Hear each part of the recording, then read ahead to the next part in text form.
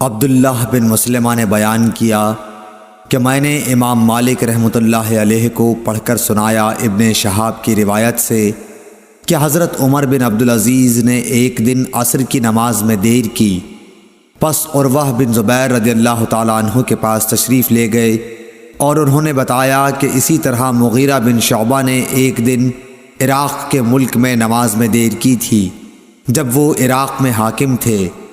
پس ابو مسعود انصاری عقبہ بن عمر ان کی خدمت میں گئے اور فرمایا، مغیرہ آخر یہ کیا بات ہے؟ کیا آپ کو معلوم نہیں کہ جب جبرائیل تشریف لائے تو انہوں نے نماز پڑھی اور رسول کریم صلی اللہ علیہ وسلم نے بھی نماز پڑھی، پھر خود جبرائیل نے نماز پڑھی تو نبی صلی اللہ علیہ وسلم نے بھی نماز پڑھی، پھر جبرائیل نے نماز پڑھی تو رسول کریم صلی اللہ علیہ وسلم نے بھی نماز پڑھی، پھر جبرائیل نے نماز پڑھی تو رسول کریم صلی اللہ علیہ وسلم نے بھی نماز پڑھی، پھر جبرائیل علیہ السلام نے کہا کہ میں اسی طرح حکم کیا گیا ہوں۔ اس پر حضرت عمر بن عبدالعزیز نے عروہ سے کہا، معلوم بھی ہے آپ کیا بیان کر رہے ہیں؟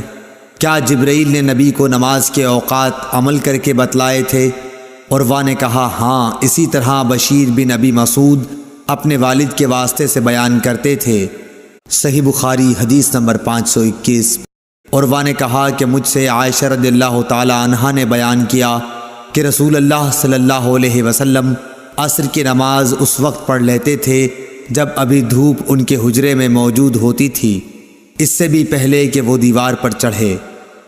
صحیح بخاری حدیث نمبر 522۔ ابن عباس رضی اللہ تعالی عنہ نے کہا کہ عبد القیس کا وفد رسول اللہ صلی اللہ علیہ وسلم کی خدمت میں آیا اور کہا کہ ہم اس ربیعہ قبیلے سے ہیں اور ہم آپ کی خدمت میں صرف حرمت والے مہینوں ہی میں حاضر ہو سکتے ہیں، اس لیے آپ کسی ایسی بات کا ہمیں حکم دیجئے جسے ہم آپ سے سیکھ لیں اور اپنے پیچھے رہنے والے دوسرے لوگوں کو بھی اس کی دعوت دے سکیں۔ آپ نے فرمایا کہ میں تمہیں 4 چیزوں کا حکم دیتا ہوں اور 4 چیزوں سے روکتا ہوں۔ پہلے خدا پر ایمان لانے کا، پھر آپ نے اس کی تفصیل بیان فرمائی کہ اس بات کی شہادت دینا کہ اللہ کے سوا کوئی معبود نہیں اور یہ کہ میں اللہ کا رسول ہوں، اور دوسرے نماز قائم کرنے کا، تیسرے زکوٰۃ دینے کا، اور چوتھے جو مال تمہیں غنیمت میں ملے اس میں 5واں حصہ ادا کرنے کا، اور تمہیں میں تومڑی، حنتم، قصار اور نقیر کے استعمال سے روکتا ہوں۔ صحیح بخاری حدیث نمبر 523۔ قیس بن ابی حازم نے جریر بن عبداللہ رضی اللہ تعالی عنہ کی روایت سے بیان کیا کہ جریر بن عبداللہ بجلی رضی اللہ تعالی عنہ نے فرمایا کہ میں نے رسول اللہ صلی اللہ علیہ وسلم کے دست مبارک پر نماز قائم کرنے، زکوٰۃ دینے اور ہر مسلمان کے ساتھ خیر خواہی کرنے پر بیعت کی۔ صحیح بخاری حدیث نمبر 524۔ شفیق بن مسلمہ نے کہا کہ میں نے حذیفہ بن یمان رضی اللہ تعالیٰ عنہ سے سنا۔ حذیفہ رضی اللہ تعالیٰ عنہ نے فرمایا کہ ہم حضرت عمر رضی اللہ تعالیٰ عنہ کی خدمت میں بیٹھے ہوئے تھے کہ آپ نے پوچھا کہ فتنے سے متعلق رسول اللہ صلی اللہ علیہ وسلم کی کوئی حدیث تم میں سے کسی کو یاد ہے؟ میں بولا، میں نے اسے اسی طرح یاد رکھا ہے جیسے حضور صلی اللہ علیہ وسلم نے اس حدیث کو بیان فرمایا تھا۔ حضرت عمر رضی اللہ تعالیٰ عنہ بولے کہ تم رسول اللہ صلی اللہ علیہ وسلم سے فتن کو معلوم کرنے میں بہت بے باک تھے۔ میں نے کہا کہ انسان کے گھر والے، مال، اولاد اور پڑوسی سب فتنے کی چیزیں ہیں، اور نماز، روزہ، صدقہ، اچھی بات کے لیے لوگوں کو حکم کرنا اور بری باتوں سے روکنا ان فتنوں کا کفارہ ہیں۔ حضرت عمر رضی اللہ تعالیٰ عنہ نے فرمایا کہ میں تم سے اس کے متعلق نہیں پوچھتا، مجھے تم اس فتنے کے بارے میں بتلاؤ جو سمندر کی موج کی طرح ٹھاٹھیں مارتا ہوا بڑھے گا۔ اس پر میں نے کہا کہ یا امیر المومنین، آپ اس سے خوف نہ کھائیے، آپ کے اور فتنے کے درمیان ایک بند دروازہ ہے۔ پوچھا گیا وہ دروازہ توڑ دیا جائے گا یا صرف کھولا جائے گا؟ میں نے کہا کہ توڑ دیا جائے گا۔ حضرت عمر رضی اللہ تعالیٰ عنہ بول اٹھے کہ پھر تو وہ کبھی بند نہیں ہو سکے گا۔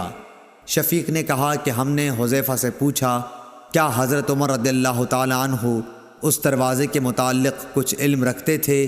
تو انہوں نے کہا ہاں، بالکل اسی طرح جیسے دن کے بعد رات کے آنے کا۔ میں نے تم سے ایک ایسی حدیث بیان کی ہے جو قطعاً غلط نہیں ہے۔ ہمیں اس کے متعلق حذیفہ رضی اللہ تعالیٰ عنہ سے پوچھنے میں ڈر ہوتا تھا کہ دروازے سے کیا مراد ہے، اس لیے ہم نے مسروق سے کہا کہ وہ پوچھیں۔ انہوں نے دریافت کیا تو آپ نے بتایا کہ وہ دروازہ خود حضرت عمر رضی اللہ تعالیٰ عنہ ہی تھے۔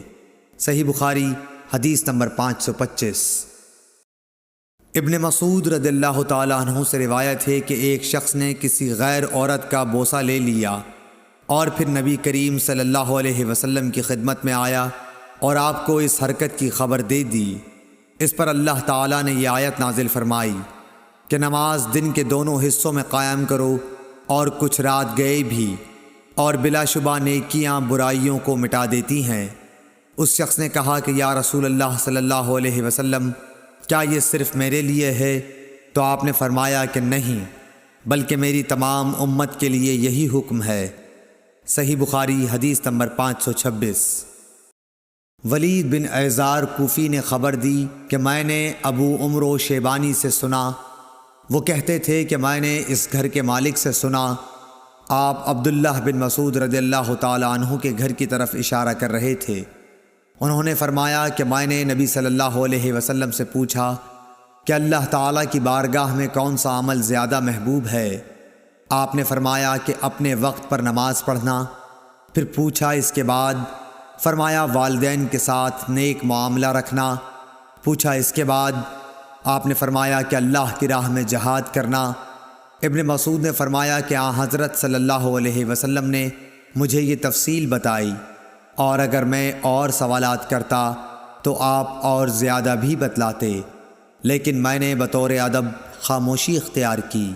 صحیح بخاری حدیث نمبر 527۔ ابو سلمہ بن عبد الرحمن بن عوف رضی اللہ تعالیٰ عنہ نے حضرت ابو ہریرہ رضی اللہ تعالیٰ عنہ سے روایت کیا ہے کہ انہوں نے رسول اللہ صلی اللہ علیہ وسلم سے سنا، آپ فرماتے تھے کہ اگر کسی شخص کے دروازے پر نہر جاری ہو اور وہ روزانہ اس میں 5 دفعہ نہائے تو تمہارا کیا گمان ہے؟ کیا اس کے بدن پر کچھ بھی میل باقی رہ سکتا ہے؟ صحابہ نے عرض کی کہ نہیں یا رسول اللہ، ہرگز نہیں۔ آپ نے فرمایا کہ یہی حال 5 وقت کی نمازوں کا ہے کہ اللہ پاک ان کے ذریعے سے گناہوں کو مٹا دیتا ہے۔ صحیح بخاری حدیث نمبر 528۔ حضرت انس رضی اللہ تعالیٰ عنہ نے فرمایا کہ میں نبی صلی اللہ علیہ وسلم کے عہد کی کوئی بات اس زمانے میں نہیں پاتا۔ لوگوں نے کہا نماز تو ہے، فرمایا اس کے اندر بھی تم نے ضائع کر رکھا ہے جو ضائع کر رکھا ہے۔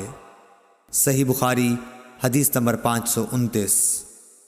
ابو عبیدہ حداد نے عبدالعزیز کے بھائی عثمان بن ابی رواد کے واسطے سے بیان کیا، انہوں نے کہا کہ میں نے زہری سے سنا کہ میں دمشق میں حضرت انس بن مالک رضی اللہ تعالیٰ عنہ کی خدمت میں گیا، آپ اس وقت رو رہے تھے۔ میں نے عرض کیا کہ آپ کیوں رو رہے ہیں؟ انہوں نے فرمایا کہ نبی کریم صلی اللہ علیہ وسلم کے عہد کی کوئی چیز اس نماز کے علاوہ اب میں نہیں پاتا، اور اب اس کو بھی ضائع کر دیا گیا ہے۔ اور بکر بن خلف نے کہا کہ ہم سے محمد بن بکر برسانی نے بیان کیا کہ ہم سے عثمان بن ابی رواد نے یہی حدیث بیان کی۔ صحیح بخاری حدیث نمبر 530۔ حضرت انس سے روایت ہے کہ نبی کریم صلی اللہ علیہ وسلم نے فرمایا کہ جب تم میں سے کوئی نماز میں ہوتا ہے تو وہ اپنے رب سے سرگوشی کرتا رہتا ہے، اس لیے اپنی داہنی جانب نہ تھوکنا چاہیے، لیکن بائیں پاؤں کے نیچے تھوک سکتا ہے۔ اور سعید نے قتادہ سے روایت کر کے بیان کیا کہ آگے یا سامنے نہ تھوکے، البتہ بائیں طرف پاؤں کے نیچے تھوک سکتا ہے۔ اور شعبہ نے کہا کہ اپنے سامنے اور دائیں جانب نہ تھوکے، بلکہ بائیں طرف یا پاؤں کے نیچے تھوک سکتا ہے۔ اور حمید نے انس بن مالک سے، وہ نبی صلی اللہ علیہ وسلم سے روایت کرتے ہیں کہ قبلے کی طرف نہ تھوکے اور نہ دائیں طرف، البتہ بائیں طرف یا پاؤں کے نیچے تھوک سکتا ہے۔ صحیح بخاری حدیث نمبر 531۔ انس بن مالک رضی اللہ تعالی عنہ نبی کریم صلی اللہ علیہ وسلم سے روایت کرتے تھے کیا حضور صلی اللہ علیہ وسلم نے فرمایا کہ سجدہ کرنے میں اعتدال رکھو، سیدھی طرح پر کرو، اور کوئی شخص تم میں سے اپنے بازوؤں کو کتے کی طرح نہ پھیلائے۔ جب کسی کو تھوکنا ہی ہو تو سامنے یا داہنی طرف نہ تھوکے، کیونکہ وہ نماز میں اپنے رب سے پوشیدہ باتیں کرتا رہتا ہے۔ صحیح بخاری حدیث نمبر 532۔ زید بن وہب ہمدانی نے ابو ذر رضی اللہ تعالی عنہ سے روایت کیا ہے کہ نبی صلی اللہ علیہ وسلم کے مؤذن بلال نے ظہر کی اذان دی تو آپ صلی اللہ علیہ وسلم نے فرمایا کہ ٹھنڈا کر، ٹھنڈا کر، یا یہ فرمایا کہ انتظار کر، انتظار کر، اور فرمایا کہ گرمی کی تیزی جہنم کی آگ کی بھاپ سے ہے، اس لیے جب گرمی سخت ہو جائے تو نماز ٹھنڈے وقت میں پڑھا کرو۔ پھر ظہر کی اذان اس وقت کہی گئی جب ہم نے ٹیلوں کے سائے دیکھ لیے۔ صحیح بخاری حدیث نمبر 535۔ ابو ہریرہ رضی اللہ تعالی عنہ نبی کریم صلی اللہ علیہ وسلم سے روایت کرتے ہیں کہ حضور اکرم صلی اللہ علیہ وسلم نے فرمایا کہ جب گرمی تیز ہو جائے تو نماز کو ٹھنڈے وقت میں پڑھا کرو، کیونکہ گرمی کی تیزی دوزخ کی آگ کی بھاپ کی وجہ سے ہوتی ہے۔ صحیح بخاری حدیث نمبر 536۔ دوزخ نے اپنے رب سے شکایت کی کہ اے میرے رب، آگ کی شدت کی وجہ سے میرے بعض حصے نے بعض حصے کو کھا لیا ہے۔ اس پر اللہ نے اسے 2 سانس لینے کی اجازت دی، ایک سانس جاڑے میں اور ایک سانس گرمی میں۔ اب انتہائی سخت گرمی اور سخت سردی جو تم لوگ محسوس کرتے ہو وہ اسی سے پیدا ہوتی ہے۔ صحیح بخاری حدیث نمبر 537۔ ابو صالح ذکوان نے ابو سعید خدری رضی اللہ تعالی عنہ کے واسطے سے بیان کیا کہ نبی صلی اللہ علیہ وسلم نے فرمایا کہ گرمی کے موسم میں ظہر کو ٹھنڈے وقت میں پڑھا کرو، کیونکہ گرمی کی شدت جہنم کی بھاپ سے پیدا ہوتی ہے۔ اس حدیث کی مطابقت سفیان ثوری، یحییٰ اور ابو عوانہ نے اعمش کے واسطے سے کی ہے۔ صحیح بخاری حدیث نمبر 538۔ بنی تیم اللہ کے غلام مہاجر ابو الحسن نے کہا کہ میں نے زید بن وہب جہنی سے سنا، وہ ابو ذر غفاری رضی اللہ تعالی عنہ سے نقل کرتے تھے کہ انہوں نے کہا کہ ہم ایک سفر میں رسول اللہ صلی اللہ علیہ وسلم کے ساتھ تھے۔ مؤذن نے چاہا کہ ظہر کی اذان دے، لیکن آپ نے فرمایا کہ وقت کو ٹھنڈا ہونے دو۔ مؤذن نے تھوڑی دیر بعد پھر چاہا کہ اذان دے، لیکن آپ نے فرمایا کہ ٹھنڈا ہونے دو۔ جب ہم نے ٹیلے کا سایہ ڈھلا ہوا دیکھ لیا تب اذان کہی گئی۔ پھر نبی صلی اللہ علیہ وسلم نے فرمایا کہ گرمی کی تیزی جہنم کی بھاپ کی تیزی سے ہے، اس لیے جب گرمی سخت ہو جایا کرے تو ظہر کی نماز ٹھنڈے وقت میں پڑھا کرو۔ ابن عباس رضی اللہ تعالی عنہ نے فرمایا یطفیو کا لفظ جو سورہ نحل میں ہے کہ معنی یتمیل۔ ابن عباس رضی اللہ تعالی عنہ نے فرمایا یطفیو کا لفظ جو سورہ نحل میں ہے کہ معنی تتمیل، جھکنا، مائل ہونا ہے۔ صحیح بخاری حدیث نمبر 539۔ انس بن مالک رضی اللہ تعالی عنہ نے خبر دی کہ جب سورج ڈھلا تو نبی صلی اللہ علیہ وسلم حجرے سے باہر تشریف لائے اور ظہر کی نماز پڑھائی، پھر منبر پر تشریف لائے اور قیامت کا ذکر فرمایا، اور آپ نے فرمایا کہ قیامت میں بڑے عظیم امور پیش آئیں گے۔ پھر آپ نے فرمایا کہ اگر کسی کو کچھ پوچھنا ہو تو پوچھ لے، کیونکہ جب تک میں اس جگہ پر ہوں تم مجھ سے جو بھی پوچھو گے میں اس کا جواب ضرور دوں گا۔ لوگ بہت زیادہ رونے لگے۔ آپ برابر فرماتے جاتے تھے کہ جو کچھ پوچھنا ہو پوچھو۔ عبداللہ بن حذافہ سہمی کھڑے ہوئے اور دریافت کیا کہ حضور صلی اللہ علیہ وسلم میرے باپ کون ہیں؟ آپ نے فرمایا کہ تمہارے باپ حذافہ تھے۔ آپ اب بھی برابر فرما رہے تھے کہ پوچھو، کیا پوچھتے ہو؟ اتنے میں عمر رضی اللہ تعالی عنہ ادب سے گھٹنوں کے بل بیٹھ گئے اور انہوں نے فرمایا کہ ہم اللہ تعالیٰ کے مالک ہونے، اسلام کے دین ہونے اور محمد صلی اللہ علیہ وسلم کے نبی ہونے سے راضی اور خوش ہیں۔ پس اس گستاخی سے ہم باز آتے ہیں کہ آپ سے جا اور بے جا سوالات کریں۔ اس پر حضرت صلی اللہ علیہ وسلم خاموش ہو گئے۔ پھر آپ نے فرمایا کہ ابھی ابھی میرے سامنے جنت اور جہنم اس دیوار کے کونے میں پیش کی گئی تھی، پس میں نے نہ ایسی کوئی عمدہ چیز دیکھی جیسی جنت تھی، اور نہ کوئی ایسی بری چیز دیکھی جیسی دوزخ تھی۔ صحیح بخاری حدیث نمبر 540۔ ابو برزہ فضلہ بن عبید رضی اللہ تعالی عنہ نے کہا کہ نبی صلی اللہ علیہ وسلم صبح کی نماز اس وقت پڑھتے تھے جب ہم اپنے پاس بیٹھے ہوئے شخص کو پہچان لیتے تھے۔ صبح کی نماز میں حضور صلی اللہ علیہ وسلم 60 سے 100 تک آیتیں پڑھتے، اور آپ ظہر اس وقت پڑھتے جب سورج ڈھل جاتا، اور عصر کی نماز اس وقت کہ ہم مدینہ منورہ کی آخری حد تک نماز پڑھنے کے بعد جاتے، لیکن سورج اب بھی تیز رہتا تھا۔ نماز مغرب کا حضرت انس نے جو وقت بتایا تھا وہ مجھے یاد نہیں رہا، اور حضور صلی اللہ علیہ وسلم عشاء کی نماز کو تہائی رات تک دیر کرنے میں کوئی حرج نہیں سمجھتے تھے۔ پھر ابو المنہال نے کہا کہ آدھی رات تک مؤخر کرنے میں کوئی حرج نہیں سمجھتے تھے، اور معاذ نے کہا کہ شعبہ نے فرمایا کہ پھر میں دوبارہ ابو المنہال سے ملا تو انہوں نے فرمایا یا تہائی رات تک۔ صحیح بخاری حدیث نمبر 541۔ انس بن مالک رضی اللہ تعالی عنہ نے فرمایا کہ جب ہم گرمیوں میں نبی کریم صلی اللہ علیہ وسلم کے پیچھے ظہر کی نماز دوپہر دن میں پڑھتے تھے تو گرمی سے بچنے کے لیے کپڑوں پر سجدہ کیا کرتے تھے۔ صحیح بخاری حدیث نمبر 542۔ جابر بن زید نے ابن عباس رضی اللہ تعالی عنہ سے روایت کیا ہے کہ نبی صلی اللہ علیہ وسلم نے مدینے میں رہ کر 7 رکعات ایک ساتھ اور 8 رکعات ایک ساتھ پڑھیں، ظہر اور عصر کی 8 رکعات اور مغرب اور عشاء کی 7 رکعات۔ ایوب سختیانی نے جابر بن زید سے پوچھا شاید برسات کا موسم رہا ہو۔ جابر بن زید نے جواب دیا کہ غالباً ایسا ہی ہوگا۔ صحیح بخاری حدیث نمبر 543۔